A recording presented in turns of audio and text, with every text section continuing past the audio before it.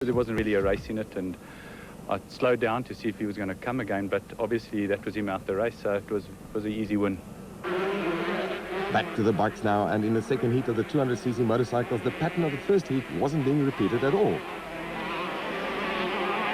It's Brett Gray on his Elna Fox Kawasaki leading the field, ahead of Andre David on a Yamaha and Freddie Fourie on another Elna Fox Kawasaki.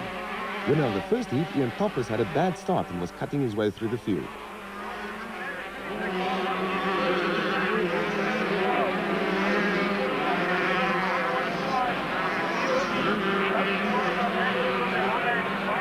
With Topless out of the reckoning, for the present at least, Gray and David were having a ding-dong battle of the highest order as they fought it out for the lead.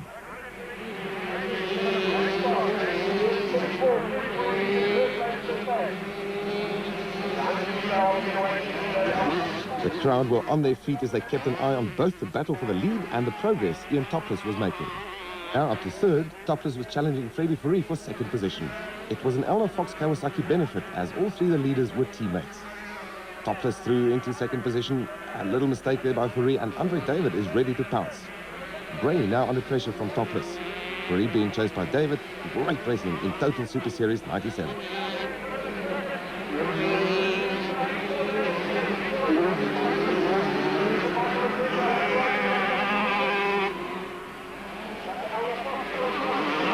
At the bottom of the track and side by side come Gray and Topless. Back markers could get in their way, and it's Topless who's taken the lead. Still, two pairs fighting it out for first and third. Topless leading Gray and Fourie being chased by David. Through the tight left-hander, and Topless takes no precedence when he laps back markers. Topless has won each and every race he's competed in so far at AEK Lame in both the 200 and open categories, and there was seemingly nothing anybody could do to stop him from repeating his performance.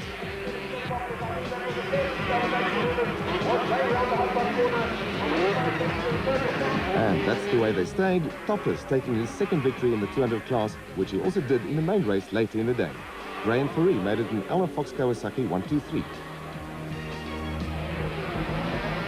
In a little bit of a harder battle there this time. Yeah, no, I didn't get such a good start. I had a bit of a mishap down in about the third turn where everyone was riding into each other, but I started about 8, worked myself up to first. Within about 4 laps I was in front. I was ready to do it. And after that, no problem? No problems after that. I just pulled a little bit of a gap, just made sure I got a comfortable lead. The final race for the Super Quads, all the riders on Yamaha Blasters, and the big question is, can anybody do anything about the domination of championship leader Evan Hutchison? Having won both the qualifying heats already, it was no surprise when Hutchison took the lead from the start, ahead of Clayton Du Plessis. Brandon Martin, then on the board, number 77, Tim Markham, number 81, Clayton Du Plessis, number 79, Eric Robertson. 84 is also going to be there. He finished 6th in both of the races.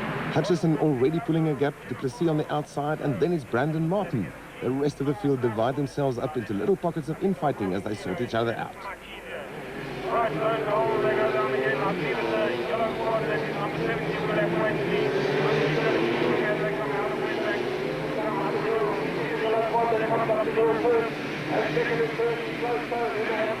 The first three have already opened up a gap as they come up the hill towards the finish line. It's Hutchison, Du Plessis and Martin.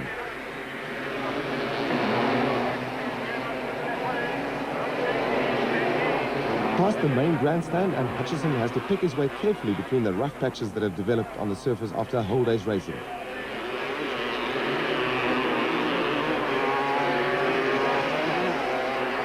Hutchison on the Line-X Yamaha Blaster, and the battle for the lead is the closest so far this season. Du Plessis still second and Martin third.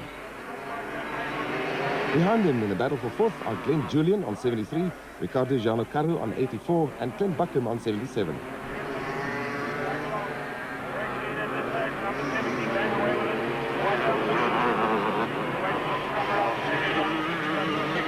Down the hill they go, and you can see just how hard they have to work to keep these extremely fast super quads under control on a track that's getting rougher and rougher with every lap.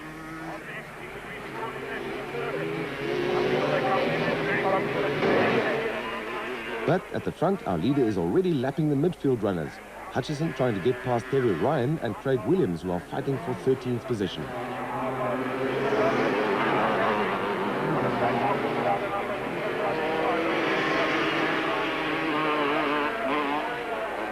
A master at work as Hutchison passes the slower runners on the outside of the fast off-camber left-hander. And as in any form of motorsport, things don't always go smoothly for everyone. But the front runners didn't run into any major problems. The only problem for the rest was that man, Evan Hutchison, who made it a clean sweep so far this season to maintain his unbeaten record. Evan, a nice 1, 2, 3 for the day. Yeah, it's getting difficult, more and more difficult. The guys are going faster and faster. That wasn't easy. It really is. It's getting rough out there. My teammate's crashed. I don't know how he's doing, but it's tough. It's really getting tough out there. The cars have chewed the track up. It's rough, big rocks and big grooves. Not easy. Yeah. Now, the main event for the open motorcycle class, and again, can anyone beat Ian Topless? Oh, a major crash there, taking out a whole bunch of riders. Fortunately, everyone seems to be okay. And look at this, it's Ian Topless in the lead with Gary Peterson hot on his heels. Behind him come Greg Aspinall, Russell Campbell, Errol Dalton and Grant Bloomfield. 88 is George Eblin on a Suzuki in 7th. But here's the battle for the lead. Ian Topless on his Elmer Fox Kawasaki and Gary Peterson on his Brasco Kawasaki.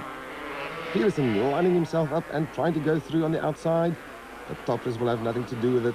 Now Peterson stays on the inside. And yes, Peterson through and into the lead. A great maneuver and the crowd loved it too. A few laps later and still this battle for the lead between two champion riders.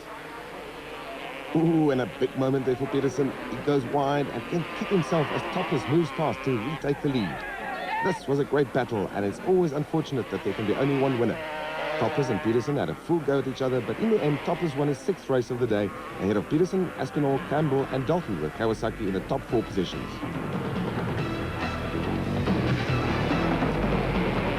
Yeah, you had to work for that one. Yeah, I got the whole shot, which I thought I would do, and I thought I'd just run away with it, but I think Gary must have been thinking a lot after that second one, so that was a good race, though. In the highly competitive Pro Quad category,